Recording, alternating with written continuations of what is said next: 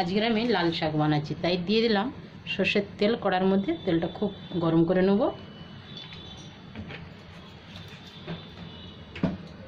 এর মধ্যে দিয়ে দেবো 3টে শুকনো লঙ্কা, একটা ছিঁড়ে দিয়ে দিলাম, 2টো গোটা দিয়েছি।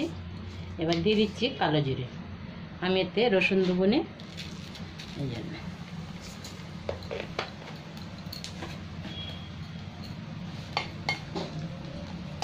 শাকটা ভালো করে কেটে ধুয়ে রেখেছি, এখানে জল ঝরছে। শাকটা আমার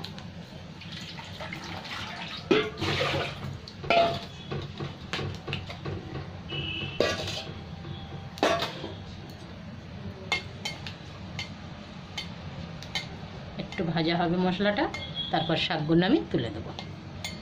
এখানে ভাজা হয়ে গেছে। এবার শাক ধুয়ে রেখেছি, এটা দিয়ে দিলাম।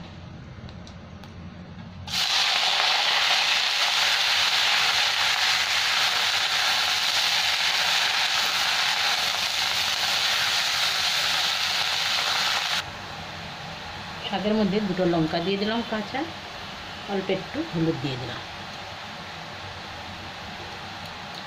এবার আমি নুন দিয়ে দিচ্ছি।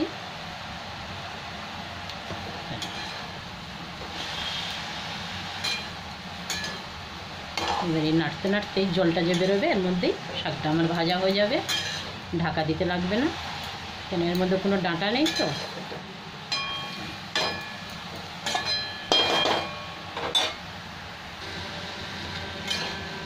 আমি শাকটাকে নেড়ে দিচ্ছি।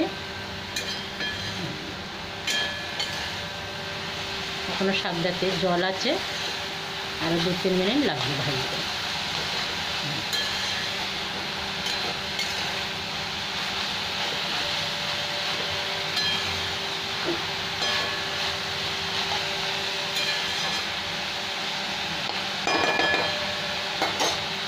আস্তে আস্তে হতে থাক।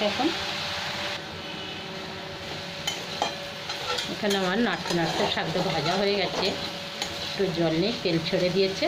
এবার আমি গ্যাসটা বন্ধ করে দিলাম। একদম শুকিয়ে গেছে জল।